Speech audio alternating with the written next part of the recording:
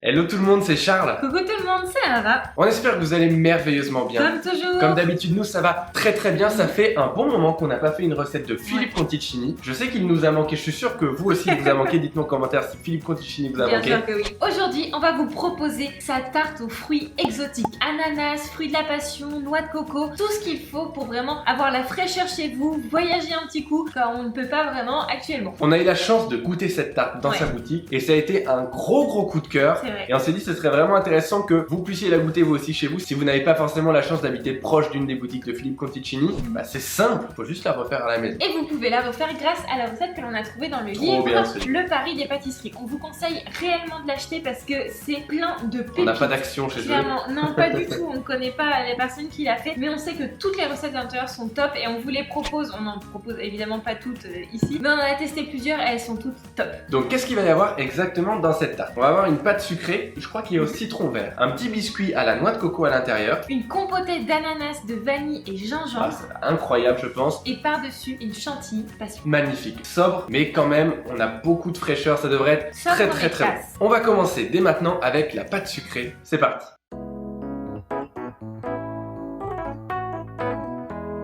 Pour commencer, on met dans le bol du robot muni de la feuille le beurre pommade avec le sucre glace et les zestes de citron vert. On mélange jusqu'à ce que le tout soit crémé, comme vous le voyez à l'écran, c'est-à-dire bien moelleux, et on ajoute la poudre d'amande avec la fleur de sel. On n'a pas besoin d'attendre que ce soit très homogène avant d'ajouter la pesée d'œuf. Puis, petit à petit, la pesée de farine. Et on mélange en première vitesse pour ne pas trop travailler le gluten jusqu'à ce qu'on ait un mélange qui soit homogène à peine comme vous le voyez à l'écran. Une fois que c'est le cas, vous coupez le robot et vous retirez la pâte. Cette pâte, vous allez pouvoir la mettre dans un film alimentaire. Vous filmez bien au contact pour éviter qu'il y ait une petite croûte, que ça sèche à la surface, et on met 4 heures minimum au réfrigérateur. Une fois qu'elle est bien froide, on va pouvoir l'étaler sur notre plan de travail qui est légèrement fariné. On farine également légèrement le dessus de la pâte, et tranquillement on abaisse sur 3 mm d'épaisseur. On va régulièrement chercher un petit peu de farine sur le plan de travail, on tourne notre pâton régulièrement, et on vient prendre des emporte-pièces circulaires qui sont 4 cm de diamètre supérieur au diamètre de nos cercles à tarte. Une fois qu'on a nos petits disques, on vient fariner légèrement le plan de travail et on fonce à l'aide de nos deux mains en réalisant un joli angle droit. Voilà. On marque bien l'angle droit avec notre index. Et l'excédente pâte, on va venir la raser à l'aide d'un couteau bien affûté en faisant un mouvement de l'intérieur vers l'extérieur. Et on a une petite tarte qui est parfaitement foncée. On peut piquer généreusement à la fourchette ce fond de tarte et le mettre au congélateur pendant minimum 1 heure. Une fois qu'elles sont très froides, on les met environ 30 minutes à 160 degrés. Et voilà, elles sont cuites. Si vous aimez déjà cette vidéo, mettez un pouce bleu en bas. Si on vous le dit à la fin, vous risquez d'oublier, alors faites-le dès maintenant. On attend un petit peu, on peut y aller. On continue avec la compotée d'ananas. Hydrate la gélatine dans l'eau bien froide pendant 15 minutes au réfrigérateur. Dans une casserole, on fait fondre notre beurre. Puis on y ajoute le sucre. Jusqu'à ce que ça caramélise.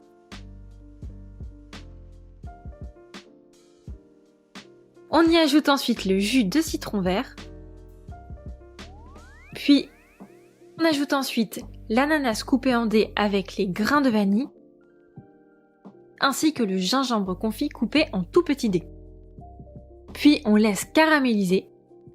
Et une fois qu'on a une belle caramélisation, on peut ajouter la gélatine hydratée hors du feu. On la laisse bien fondre, puis on va récupérer notre petite compotée d'ananas. On la filme au contact et on la place au réfrigérateur jusqu'à utilisation. Voilà, maintenant que ça c'est fait, on peut lancer le petit biscuit coco. Vous allez voir qu'il est fait un petit peu comme une sorte de biscuit sucré. Vous allez voir coco et noisette. C'est parti.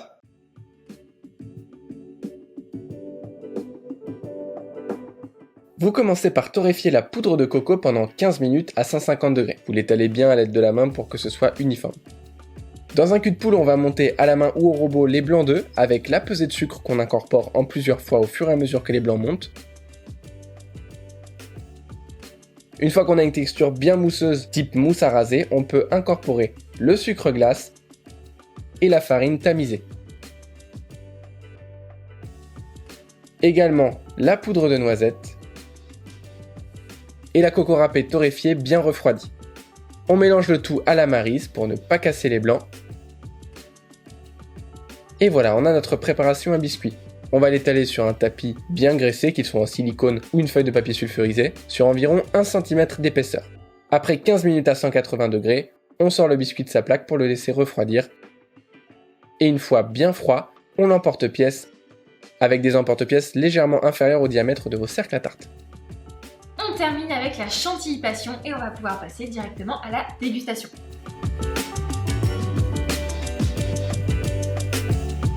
On commence par hydrater la gélatine pendant 15 minutes dans de l'eau bien froide au réfrigérateur. On va prendre une petite partie de notre crème liquide et on va venir la faire chauffer. On ajoute un petit peu de poudre de vanille, si vous voulez utiliser des gousses, n'hésitez pas. Et une fois qu'elle a bien chauffé, on y ajoute la gélatine bien hydratée. N'oubliez pas d'essorer vos feuilles correctement si vous utilisez de la gélatine en feuilles. Et on la dissout dans la crème. Ensuite, on récupère cette crème, on la met dans un cul de poule et on y ajoute la crème liquide froide.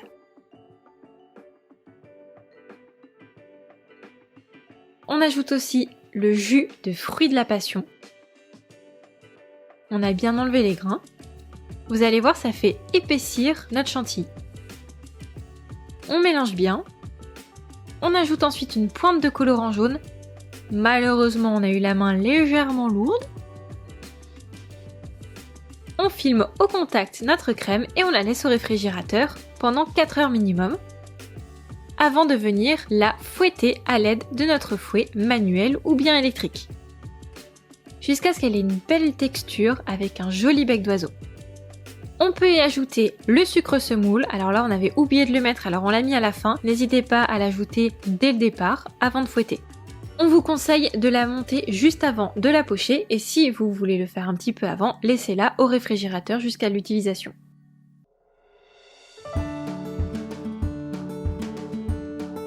Pour commencer, on met dans le fond de tarte le biscuit à la noix de coco et on va venir mettre jusqu'à hauteur la compotée d'ananas. On lisse bien avec une palette pour avoir une surface bien plate. Et à l'aide d'une douille Saint-Honoré, on va pocher des pétales en biais sur la tartelette, les uns sur les autres, qui se rejoignent tous vers le centre.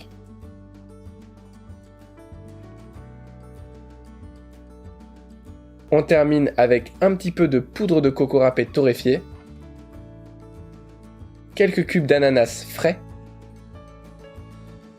et un petit peu de zeste de citron vert pour la couleur. Et voilà une jolie petite tartelette exotique.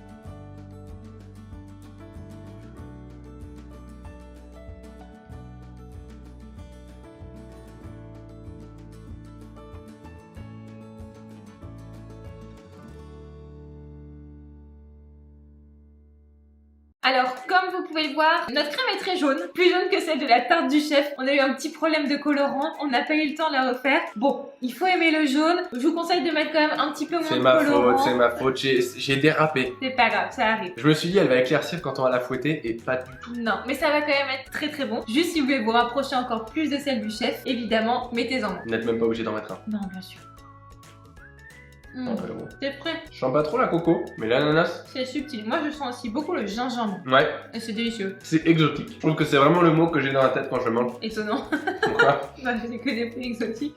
Voilà, ça me parle. Mais non, mais comme quoi le nom a été bien choisi. Bah déjà, c'est trop bon. Ah, c'est très très bon. C'est bon, c'est hyper frais. Il y a du fruit, mais pour moi, ça passe encore. Quand c'est bien compoté comme ça passe. La petite chantilly passion. Ah, franchement, c'est délicieux. très très bon. C'est peps, mais à la fois réconfortant. Il n'y a pas trop de sucre, mais il n'y a pas non plus trop d'acidité. D'ailleurs, la chantilly passion, nous, on l'a fait avec du jus de fruits de la passion qu'on est allé chercher directement dans le petit fruit. Mais le chef utilise de la poudre de fruits de la passion. Je sais pas où on trouve ça. Je ne sais pas où on le trouve. Si vous savez, mettez-le en commentaire. On testera dans une prochaine recette. On espère que cette vidéo vous a plu. Elle vous a surtout aidé à réussir cette recette à la maison. Peut-être qu'il y en a certains qui regardent et qui la refont en même temps. Si c'est le cas d'ailleurs et que vous pouvez la poster sur les réseaux sociaux, bah, mettez notre petit nom Instagram Charlie Ava. On sera un grand plaisir d'aller voir vos réalisations. Évidemment, celui du chef également. Et si vous avez envie d'en apprendre encore plus sur la pâtisserie, de vraiment aller en profondeur dans les explications pour comprendre pourquoi on utilise tel ou tel ingrédient à tel ou tel moment, on vous invite à regarder en description. Comme d'habitude. On vous a mis un petit lien vers notre Solidarity Pack 100% gratuit, ne vous inquiétez pas, pour voir un petit peu ce que l'on fait en dehors de YouTube. Qu'est-ce qu'on fait dans notre vrai travail? Non, je rigole.